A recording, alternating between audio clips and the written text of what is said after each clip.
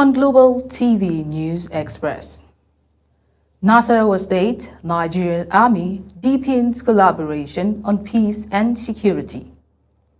In business, Nigerians outraged over passport processing fee hike.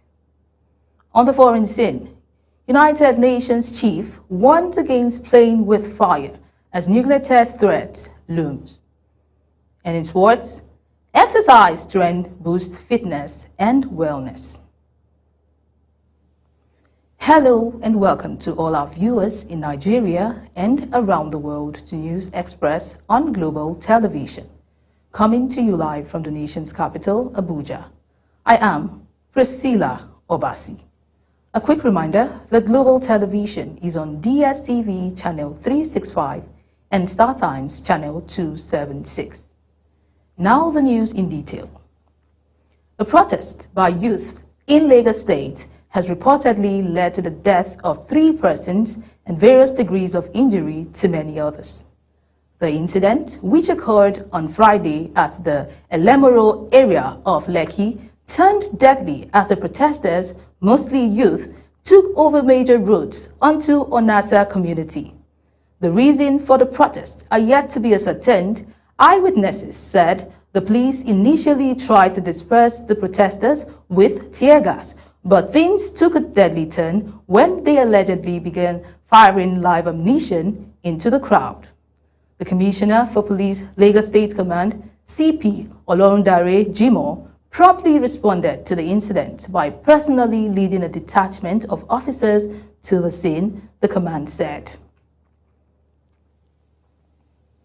Every day, millions of Nigerian children roam the streets, hawking goods, begging for alms, or simply wandering without care.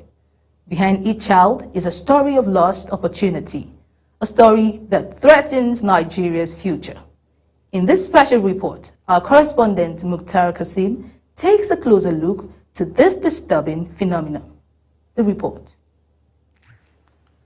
From dawn till dusk, the streets of Nigerian cities tell a haunting story.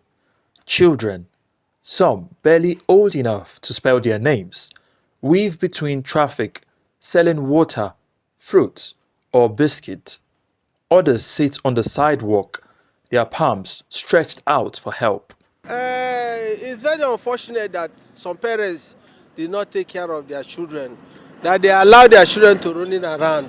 Me as a father, I cannot allow my children to running around because I have to feed them somewhere. Even while they are on holiday now, I have to feed them somewhere. If you train your children in a good way, when they grow up, they will not misbehave. But if you allow your children to be going up and down, before you know, they will find themselves in one situation or the other. For these children, school is a distant dream. Instead, survival is their daily lesson. Poverty, broken homes, and weak social structures push them to the streets where danger lurks at every turn. Poor parenting. Poor parenting goes as far as parents not even knowing their duties. So don't even know why they gave birth to these children.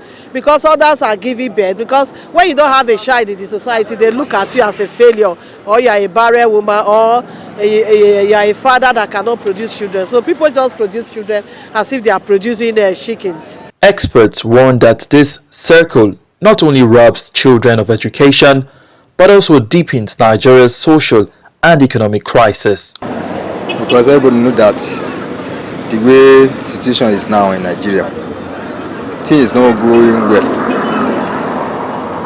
So every parent are just managing their life because of the economic of the country. The Nigerian government has introduced policies aimed at universal education, yet implementation gaps remain. Advocacy groups insist that stronger enforcement and community involvement are crucial. UNICEF estimates that more than 10 million Nigerian children are out of school, the highest number in the world. Each child on the streets today is a stark reminder of promises unfulfilled, and unless urgent action is taken, the nation risks raising a generation trapped in poverty and neglect. Mukhtar Kasim, reporting for Global Television News. President of the Senate, Godswill Akpabio, has lauded President Bola Tinubu for promptly approving the release of funds for constituency projects nominated by lawmakers across the country.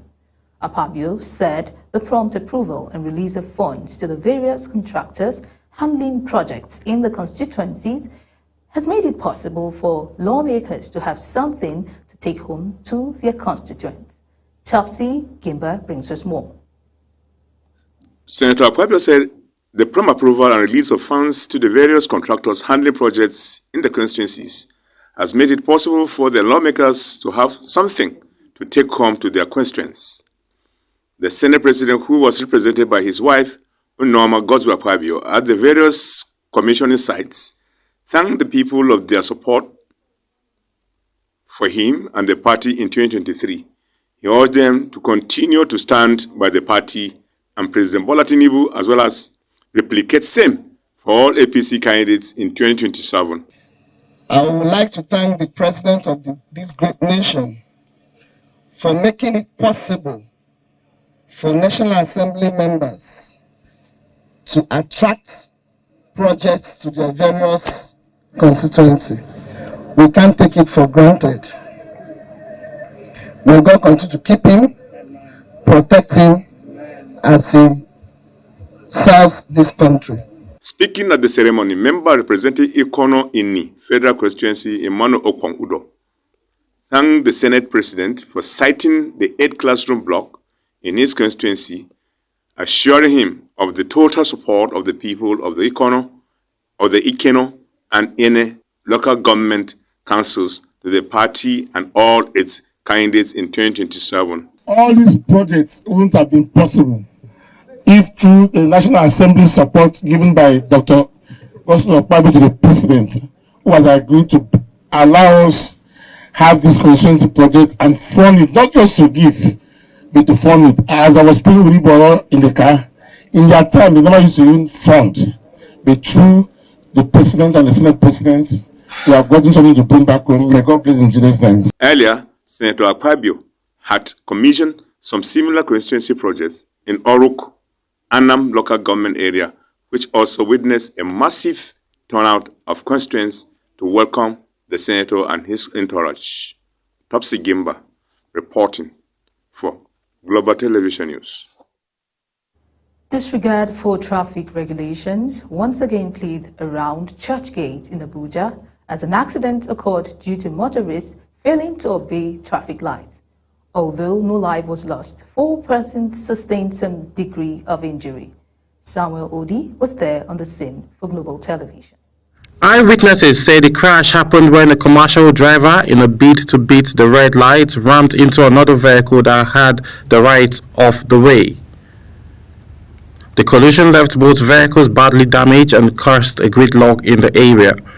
Passerbys and emergency responders quickly moved in to rescue the injured, who have since been taken to the hospital for treatment.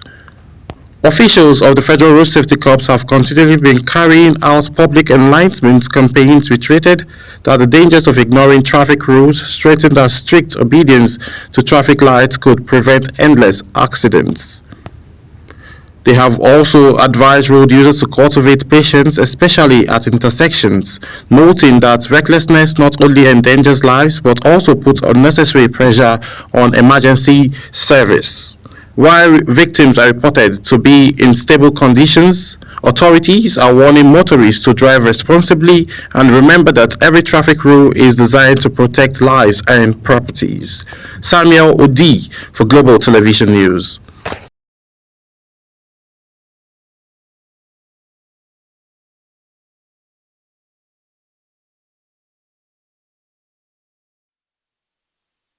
Rivers State has gone ahead with local government elections across its 23 local government areas, despite multiple legal challenges and opposition from civil society groups, political parties, and the Independent National Electoral Commission, which had earlier refused to hold by-elections in the state, citing the ongoing state of emergency.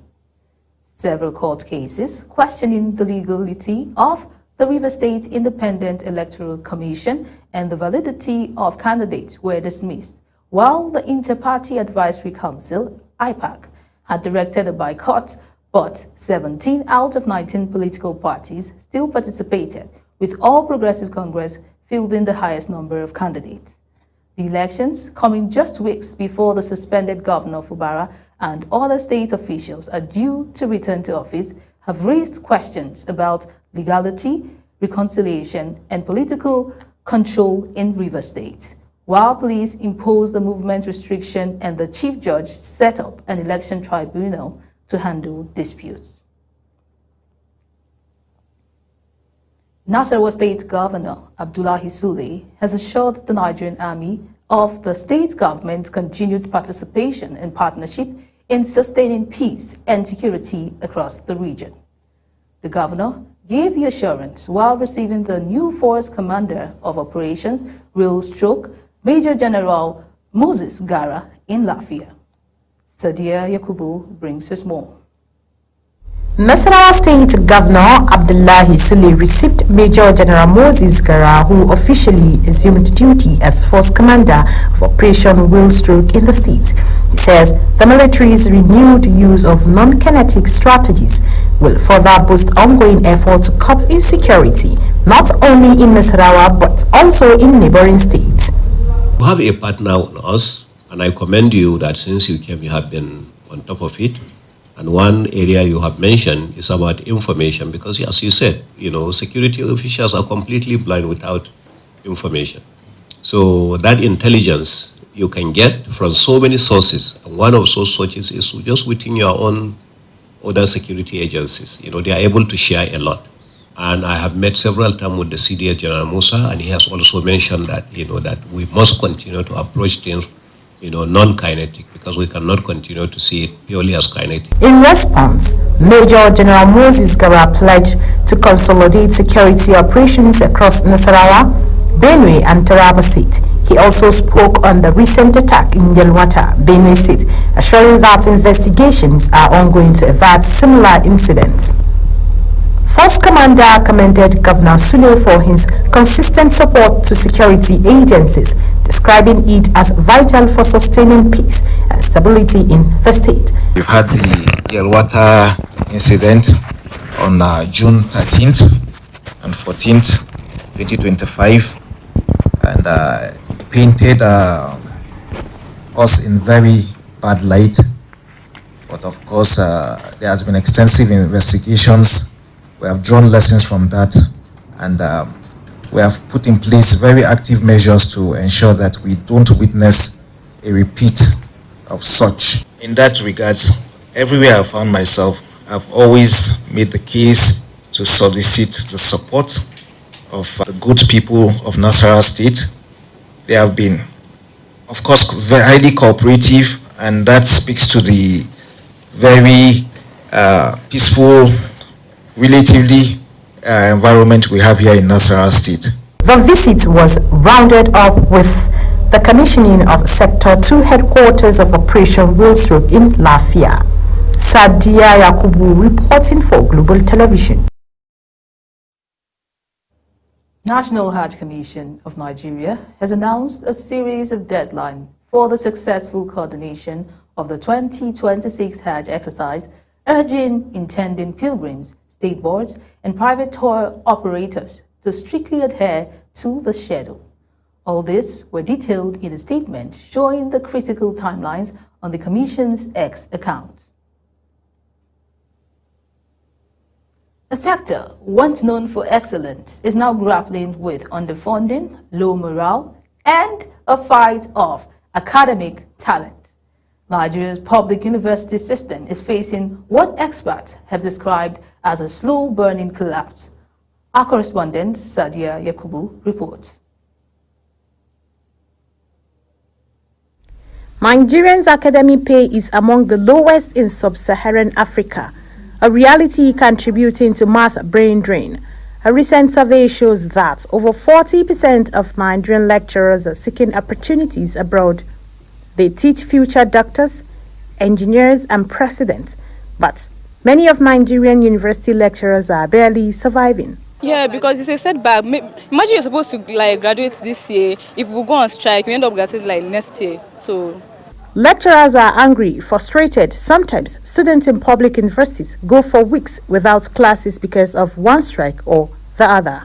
Nothing to do, just sleeping and waking up. I'm supposed to be done with my school, but the frustration, the regrets, the money you will see come back and spend and everything is not helpful. So I'll beg them, they should not even go on strike. Senior lecturers and professors at federal universities are paid less than what many other workers from other ministries, departments and agencies are earning with other entitlements. ASUU strike does a lot of delays on the schedules, on the calendar, and I wouldn't like to experience such a thing because with the current school calendar, we are very fast. The Academic Staff Union of Universities, ASUU, has gone on strike over 15 times in the last 20 years, demanding better funding and fair wages. We acknowledge the concerns of the lecturers and also students. Salary review must follow national economy realities, but government is working on a sustainable wage structure. With rising inflation, poor facilities and global competition, Nigerians at best mind are leaving not just the classroom, but the country. As the country debates minimum wage and economy reforms, one question remains: how can Nigerians afford to neglect its universities and the people who are powering them?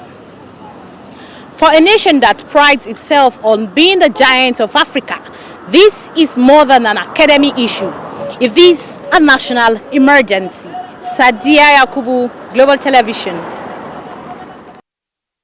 You're watching the live broadcast of News Express.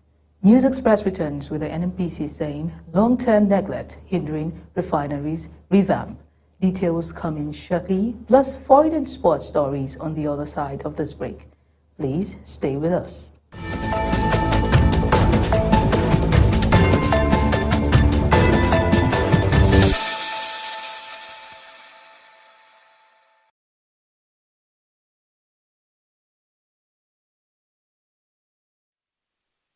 Welcome back.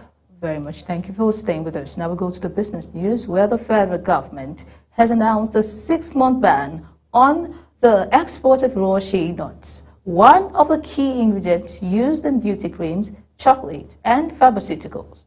The government says the move is aimed at transforming the industry, creating jobs, and empowering rural communities. Here is Ubangusoro's report. Nigeria is the world's largest producer of shea nuts, harvesting about 350,000 tons every year. Despite producing nearly 40% of the world's supply, the country earns just a tiny fraction of the over $6.5 billion global shea industry. To transform Nigeria from an exporter of raw shea nuts to a global supply of refined shea butter, oil, and other derivatives. So this is a welcome development, and I want to highlight the gender dimension of the whole value chain, because women are responsible for 90% of the pickers. By protecting the shea industry, we are protecting livelihoods, dignity, and opportunity for millions of our women. Vice President Kashim Shettima noted that the ban is part of efforts to industrialize the sector by encouraging local refining of shea butter rather than simply exporting the raw nuts. This will even improve the economy in Nigeria, because we can now tag all the pressing of the shea nuts will be made in Nigeria, shea nuts or shea butter, yes.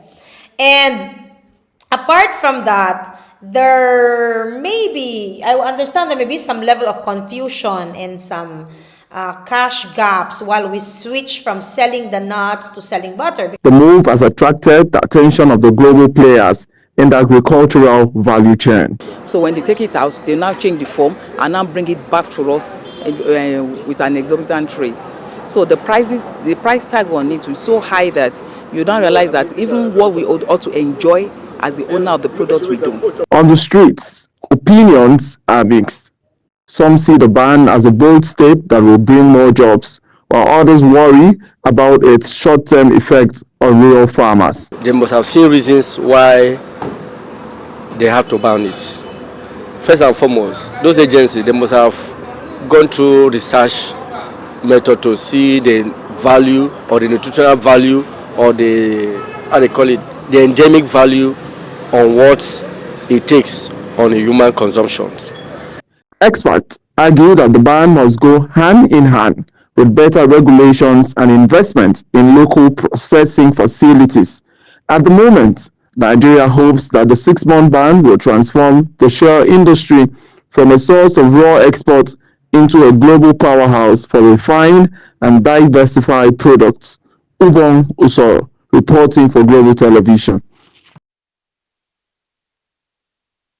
Council has approved the Renewed Hope Development Plan 2026 to 2030, designed to fast-track Nigeria's target of attaining $1 trillion economy. The decision was reached at the 151st meeting of the Council, presided over by the Vice President Kashim Shettima at the Presidential Villa, Abuja. Here is Uyi Abomofewe's report.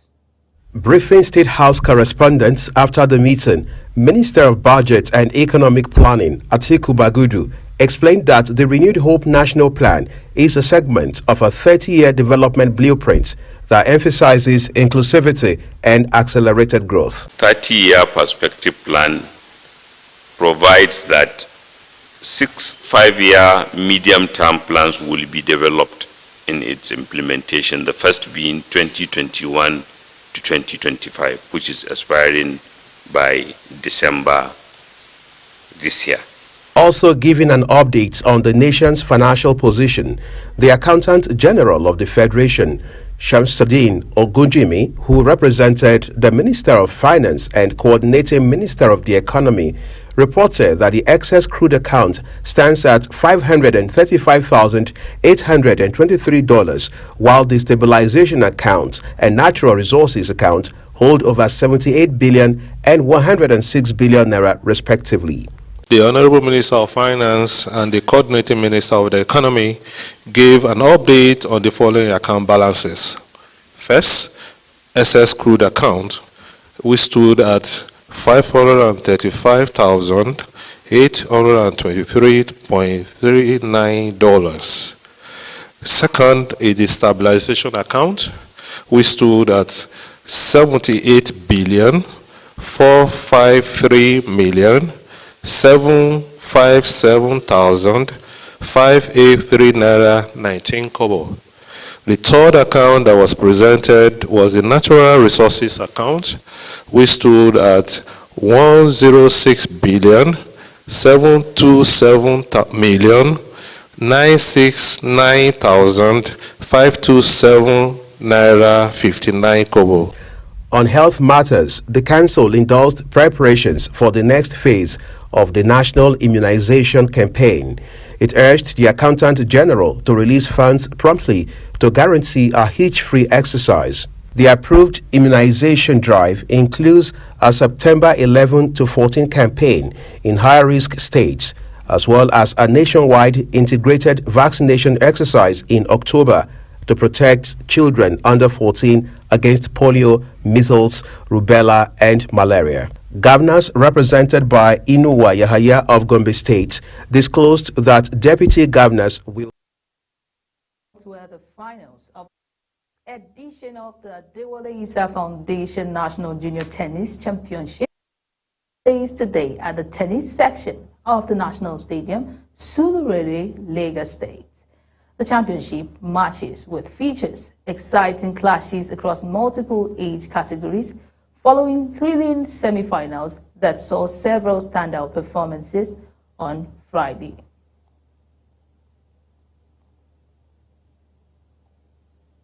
And that is it on Global TV News Express. A quick reminder that Global Television is on DSTV channel 365 and StarTimes channel 276. Kindly follow us across all social media platforms now showing on your screen using the handle at Global TV NG. I am Priscilla Obasi. Thank you very much for watching. Good evening.